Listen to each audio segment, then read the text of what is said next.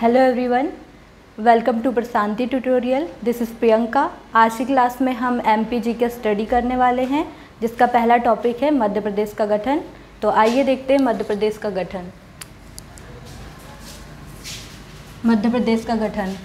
मध्य प्रदेश को समझने की दृष्टिकोण से हमने इसे 3 भागों में विभाजित किया है, जैसे कि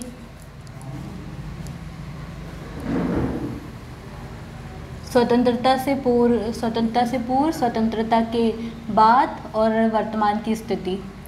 तो 1947 से 1956, 1956 से 2000 और 2000 से अब तक इन 3 फेसेस पे हम मध्य प्रदेश का गठन पढ़ेंगे। तो सबसे पहले देखते हैं 1947 से 1956 फर्स्ट फेज।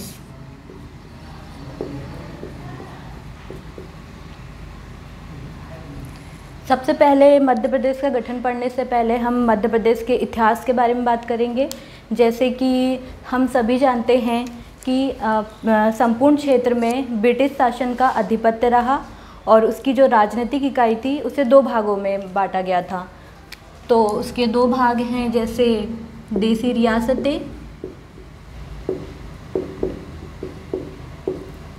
रियासत और ब्रिटिश प्रांत।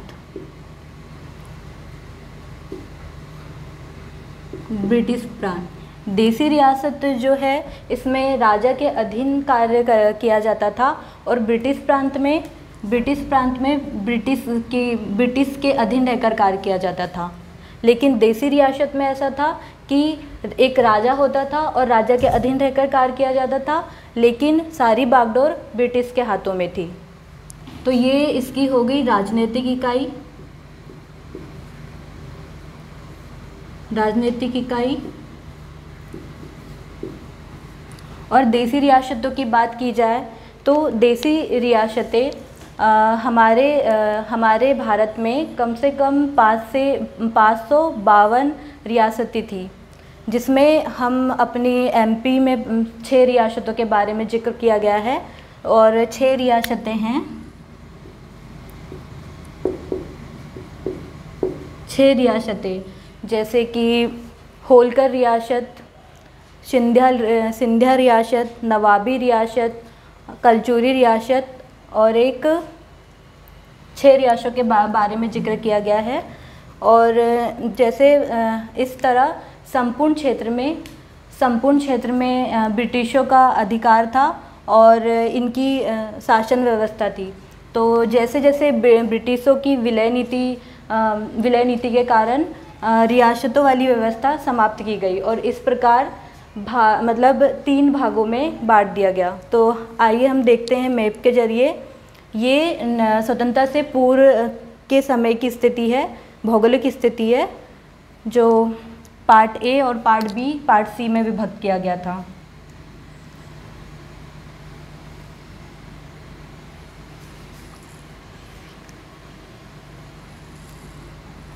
ये हो गया पार्ट ए,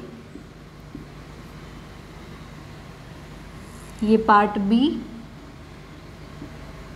और ये हो गया पार्ट सी। पार्ट ए को हम सेंट्रल प्रोविंस के नाम से जानते हैं।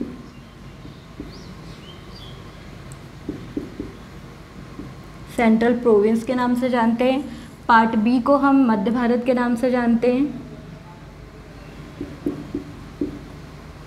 और पार्ट सी को हम विंध्य प्रदेश के नाम से जानते हैं।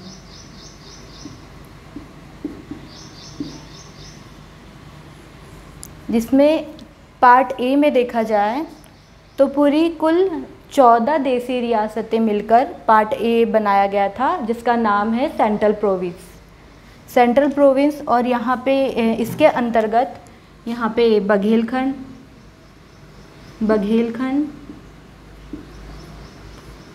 और यहाँ पे सीजी, महाकौशल जो अपना जबलपुर वाला एरिया है, महाकौशल, ये हो गया विदर्भ और यहाँ आ जाता है बरार। ये बघेलखंड, छत्तीसगढ़, विदर्भ, ये नीचे वाला एरिया दंडकारण्य और बरार और महाकौशल, ये पूरे पार्ट ए के अंतर्गत आते हैं। और इसमें 1936 में हैदराबाद रियासत, जो कि एक स्वतंत्र प्रांत था, जिसकी बरार एक क्षेत्र था, इसको पार्ट ए में मिला लिया गया, तभी इसका नाम सेंट्रल प्रोविंस एंड बरार रखा गया। सेंट्रल प्रोविंस एंड बरार इसका नाम रखा गया। और ये बरार वाला क्षेत्र इस टाइप से। फिर इसके बाद आते हैं हम पार्ट बी में। पार्ट बी मध्य भारत। इसमें यहाँ इसकी जो राजधानी थी 6 महीने ग्वालियर और 6 महीने इंदौर रखी गई। और उसके बाद आ गया part C as it is जैसे कि वैसे ही था। इसमें ज़िले और रियासतें जितनी थी उतनी ही एज इट इज़ रहा, बाकी इसमें कोई परिवर्तन नहीं हुआ। और उसके बाद पार्ट ए की बात की जाए तो पार्ट ए में जैसे कि हम जानते हैं 1956 1 नवंबर 1956 में मध्य प्रदेश का गठन हुआ, जिसकी राजधानी थी भोपाल। और मतलब स्वतंत्रता से पूर्व अगर पूछा जाता है तो मध्य प्रदेश की राजधानी नागपुर कहा जाता है उसे। मध्य प्रदेश की राजधानी नागपुर रही। तो आइए देखते हैं पार्ट बी के बारे में। पार्ट बी का जो मंदसौर जिला है,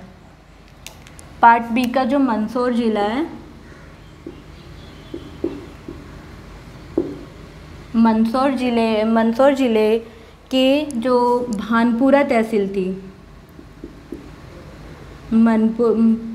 मंदसौर जिले की जो भानपुरा तहसील और भानपुरा तहसील का सुनेल टप्पा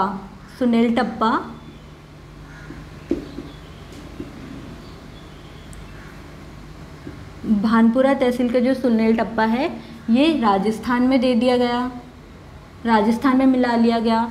और जो राजस्थान का कोटा जिला और कोटे ज़िले की जो तहसील है सिरोंज, कोटे ज़िले की जो सिरोंज तहसील है इसको मिला लिया गया विदिशा में। इस तरह से विभाजन हुआ। फिर इसके बाद मैंने भोपाल लिखना भूल गई हूँ। भोपाल। तो इसके बाद हम देखते हैं पार्ट सी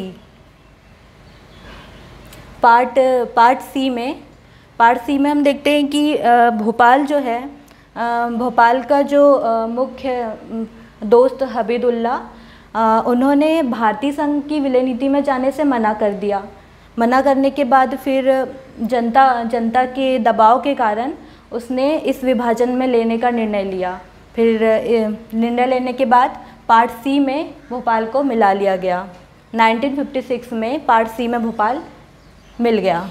फिर उसके बाद भोपाल जो है, भोपाल 1956 मतलब स्वतंत्रता के बाद 47 के बाद भोपाल जिला नहीं बना था। भोपाल एक सीहोर की राजधानी थी और ये जिला कब बना हम आगे पढ़ेंगे। ठीक है। राज्यों के पुनर्गठन में जो राज्यों में विवाद चलने लगा, सभी लोग का कहना था कि भाषाई आधार पर राज्यों का पुनर्गठन होना चाहिए और इसके लिए एक कमेटी बनी जिसका नाम था एस्केधर कमेटी।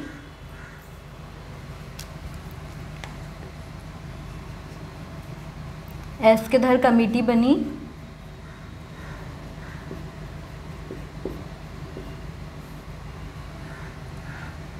भारत सरकार कोई भी कार्य को सुचारू रूप से चलाने के लिए एक कमेटी बनाती है जिससे पूरे कार्य को आगे बढ़ाया जाए। जैसे एस्केधर कमेटी 1948 में बनाई गई थी। तो एस्केधर कमेटी का ये उद्देश्य था कि राज्यों का पुनर्गठन प्रशासनिक आधार पर न होते हुए भाषाई आधार पर किया जाए। तो भाषाई आधार पे तो 1940 मतलब दिसंबर 1948 में इसकी रिपोर्ट आई। 1948 में इसकी रिपोर्ट आई और इसमें निर्णय निकला कि भाषाई आधार पर राज्यों का पुनर्गठन न होते हुए प्रशासनिक आधार पर राज्यों का पुनर्गठन होगा। फिर ऐसा विवाद चलता रहा। फिर इसके बाद एक जेवीपी कमेटी का गठन हुआ। जेवीपी कमेटी का गठन हुआ और इस कमेटी में भी कहा गया कि भाषा के आधार पे राज्यों का पुनर्गठन किया जाना चाहिए। तो इस कमेटी ने भी निर्णय लिया कि ये राज्यों का पुनर्गठन भाषा के आधार पर न होते हुए प्रशासनिक आधार पर होना चाहिए। इस कमेटी का भी निर्णय सेम था। एस्केधर कमेटी और एक जेवीपी कमेटी। जेवीपी कमेटी में 3 सदस्य थे, जवाहरलाल नेहरू, वी से वल्लभ भाई पटेल और पी से पट्टाभी सिद्धारमैया। ये 3 ने समिति बनाई। फिर इसके बाद ये जो दक्षिण भारत वाला एरिया है, दक्षिण भारत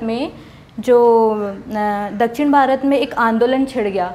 यहाँ के जो तेलुगु भाषाई लोग थे, इन लोगों ने आंदोलन चलाया कि राज्यों का गठन भाषा के आधार पे होना चाहिए।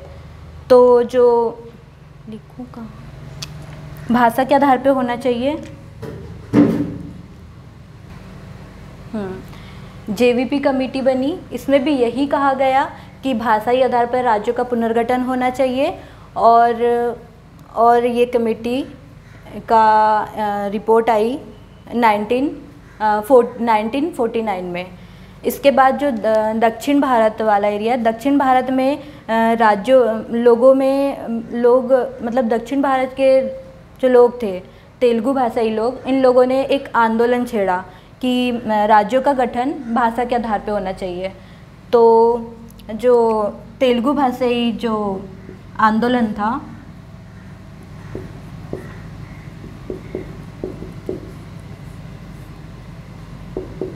तेलुगु भाषाई आंदोलन के जो प्रमुख था, कांग्रेस का प्रमुख, उसका नाम था पोट्टी श्री रामुलु। इसने 56 दिन तक आमरण अनशन किया और तेलुगु राज्य बनाया, एक अलग राज्य बनाया। और अनशन के बाद इसकी 56 दिन बाद मृत्यु हो गई। इसके बाद 1 अप्रैल 1953 में आंध्र प्रदेश राज्य का गठन हुआ।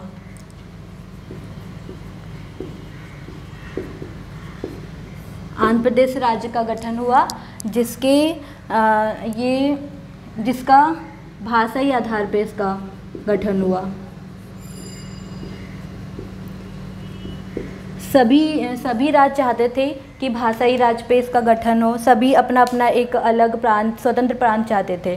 तो इसके बाद आंध्र प्रदेश तो भाषाई आधार पे बन चुका था। फिर इसके बाद फजल अली आयोग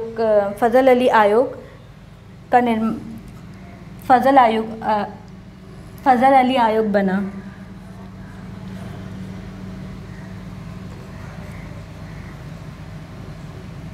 फजल अली आयोग।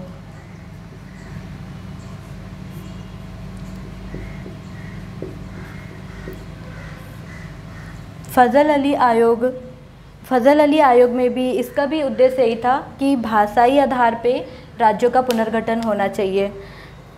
तो इसके जो फजल अली आयोग के जो 2 सदस्य, हृदयनाथ कुंजरू और एक था के.एम. पणिक्कर, मैं यहाँ पे लिख दे रही हूँ, के.एम.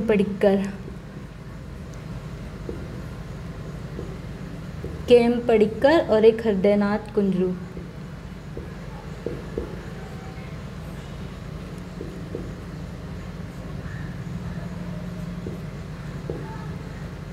ये 2 सदस्य थे। तो फजल अली ने इस विवाद को, और जनता इतने आक्रोश में थी और सबकी आवाज़ इतनी बुलंद हो रही थी, तो इसमें इन्हें निर्णय लिया कि राज्यों का पुनर्गठन भाषा के आधार पे होना चाहिए, क्योंकि लोगों में आपसी विवाद बढ़ने लगे। झगड़े होने लगे, और तो उनने निर्णय किया कि फ़ज़ल अली ने निर्णय किया कि भाषाई आधार पे मध्य प्रदेश का गठन होना चाहिए। तो ये के बाद स्टॉप करो। फ़ज़ल अली आयोग के बाद हम आगे पढ़ते हैं। इसके बाद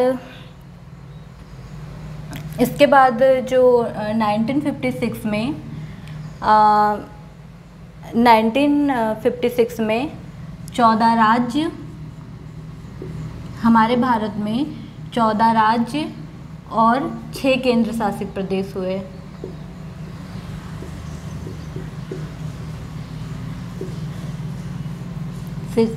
प्रदेश हुए, जिसमें इन 14 राज्यों में मध्य प्रदेश एक हमारा मध्य प्रदेश था एक।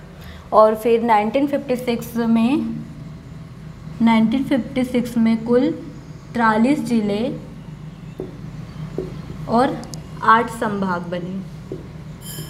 43 जिले और 8 संभाग बने। इसके बाद हम B.R. दुबे कमेटी की बात करेंगे। B.R. Dave committee, B.R. दबे आयोग, इस आयोग में 1982 में बना था। 1982 में 10 नए जिले बनने का 1982 में 10 नए जिले बनने का निर्णय किया गया। फिर उस समय दिग्विजय सिंह की सरकार हुआ करती थी, और कुछ क्षेत्रीय विवाद के कारण यहाँ पे एक सिंहदेव कमेटी बनाई गई, जिसमें कुल 6 जिलों का निर्माण किया गया। सिंहदेव कमेटी,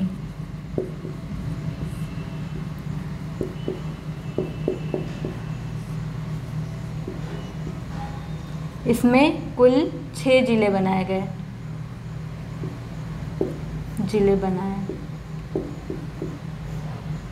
6 जिले बनाए गए, और इसमें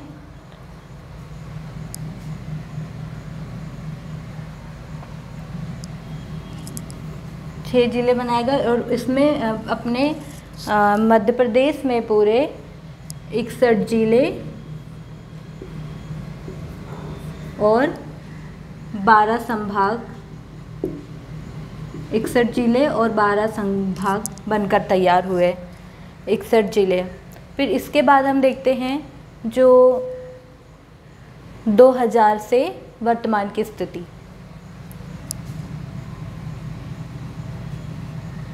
2000 से वर्तमान की स्थिति। 1 नवंबर 2000 में राज्य का पुनर्गठन हुआ, और जो ये छत्तीसगढ़ जो राज्य है ये हट गया। छत्तीसगढ़ राज्य का विभाजन हो गया। तो यहाँ पे हम देखते हैं मध्य MP, और ये हो गया CG। CG जो है, CG में 12 जिले और 3 संभाग चले गए। और मध्य प्रदेश में 45 जिले और 9 संभाग हुए। 9 संभाग बचे। तो फिर MP की भौगोलिक स्थिति कुछ इस तरह हो गई। CG जो है इसका विभाजन हो गया, और ये नीचे चले गया। तो छत्तीसगढ़ में 1 नवंबर 2000 को छत्तीसगढ़ अलग हो गया, और इसमें कुल 12 जिले और 3 संभाग छत्तीसगढ़ में चले गए, और मध्य प्रदेश में 45 जिले और 9 संभाग शेष रह गए। इसके बाद हम देखते हैं ये भाषाई आधार पे जब राज्यों का गठन हुआ था, तो ये जो महाराई वाली स्थिति है ये कुछ इस तरह हो गई, और ये महाराष्ट्र नीचे चले गया। तो महाराष्ट्र में भाषाई आधार पे कुल 8 जिले अलग हो गए।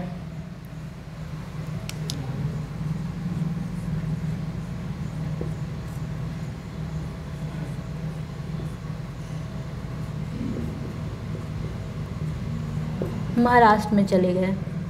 तो उन जिलों के नाम हैं,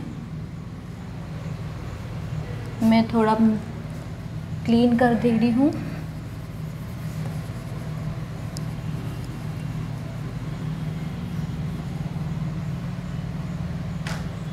वो 8 जिले हैं: बुल्ढाना,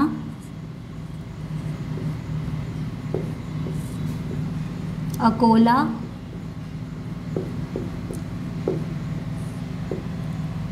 अमरावती,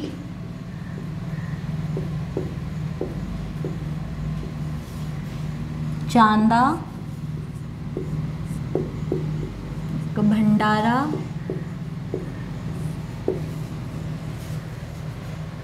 यवतमाल,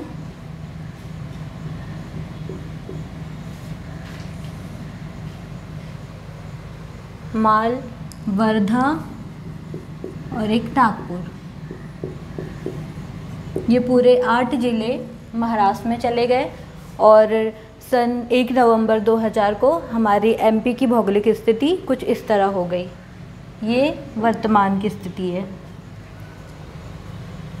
ठीक, इसके बाद हम देखते हैं कि 1972 की बात करी जाए। 1972 में 2 नए ज़िले बनाए गए। 1972 में इसमें जो भोपाल है, भोपाल जो सीहोर से अलग होकर बना था,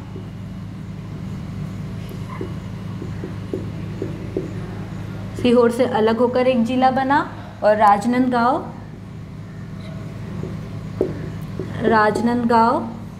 दुर्ग से अलग होकर बना। ये दो नए स्टेट बनाए गए, 2 नए ज़िले बनाए गए। और हमारे यहाँ ज़िलों की संख्या, मध्य प्रदेश में ज़िलों की संख्या 48।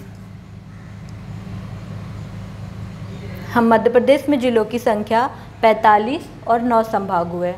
इसके बाद हम देखते हैं कि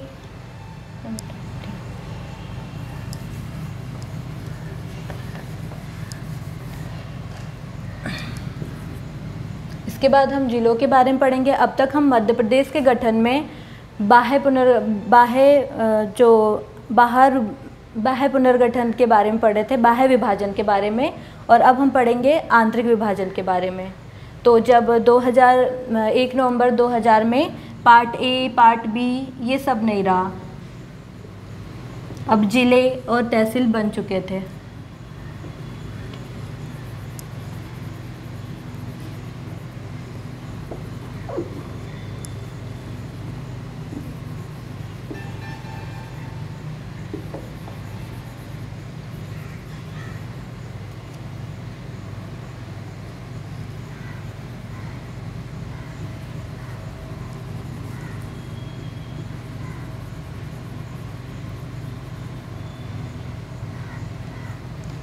तो आगे की बात करते हम। तो 2003 15 अगस्त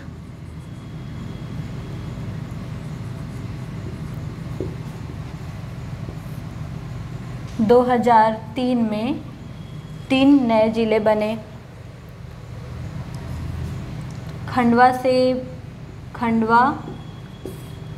से अलग होकर बुरहानपुर बना। खंडवा से अलग होकर बुरहानपुर बना। अनूपपुर से, शहडोल से अलग होकर अनूपपुर बना।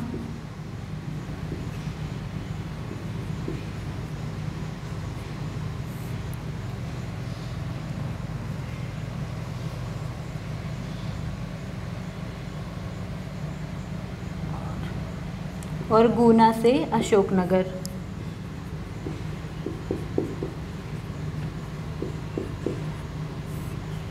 ये तीनों ज़िले 15 अगस्त 2003 को बनाए गए। इसके बाद हम देखते हैं शहडोल जो है, शहडोल 14 जून 2008 में शहडोल को संभाग बनाया गया।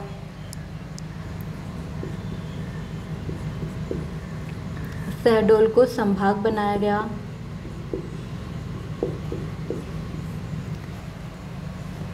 फिर आई 2008 में 2 नए ज़िले बने और वो 2 नए ज़िले हैं सीधी से सिंगरौली, सीधी से अलग होके सिंगरौली बना,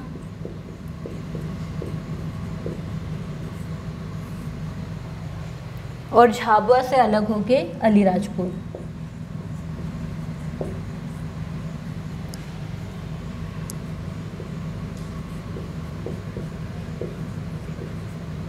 अलीराजपुर, ये 2 ज़िले 2008, ठीक है।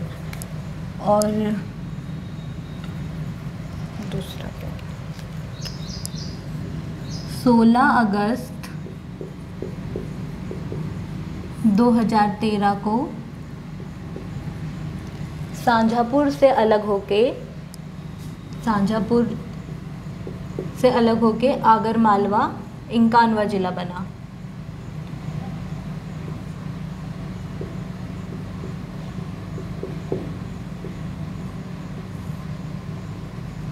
इंकानवा जिला बना। तो इस प्रकार मध्य प्रदेश में 51 ज़िले हुए। फिर 1 अक्टूबर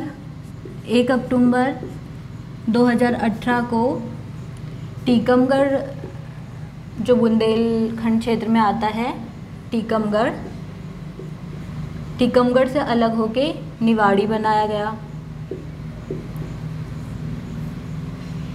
और ये 52वां जिला कहा जाता है इसे। तो अब वर्तमान में कुल 52 ज़िले और 10 संभाग हुए। इसके बाद अभी 17 मई 2020 में कैबिनेट की बैठक में कुल 3 ज़िलों को मंजूरी दी गई है, जो है नागदा जो उज्जैन से अलग होके बना है, उज्जैन से अलग होके,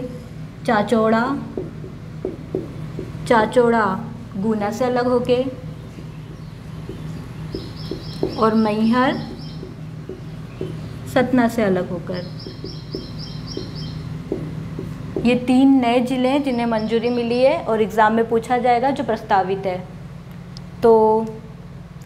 तो अब ज़िलों की संख्या, ये प्रस्तावित है, इसे नहीं लिया जाएगा। 52 ज़िले और 10 संभाग हुए।